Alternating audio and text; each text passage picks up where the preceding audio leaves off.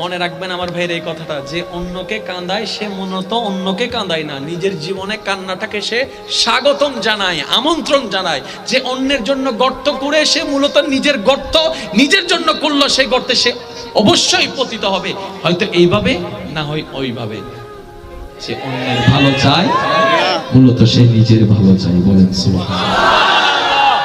এবার শুনেন, এবার বান্দা ইতের অবস্থা দিয়ে ইতের বন্ধুজ্ঞ হদ দেয়, অমলা বুঝছি আই তুই যারা হুন উপায় নাই, তাই তো গরি ফেলাইব থামুন্ডু আইও কি ফাইম দেন ইল্লে আল্লাহ হদুন ওয়া মনোযোগ দুন সূরা নূর আয়াত আল্লাহ হদ দে তোরা মান নমান আর আয়াত ফললাই তুমি পবিত্রল্লাই পবিত্র, অপবিত্রল্লাই অপবিত্র, বাটফারল্লাই বাটফার, সতল্লাই সৎ। ওয়া যুবক আবিয়াতা কল উনো কেন উনো কারণ তুই মানো না মানো আইনিবে ফললাই তুমি জোর হনা বাজি নিজের বালা যদি চল আইনিবে তাই নইলে দ্বিতীয় কোনো অপশন নাই, ঠিক আছে না?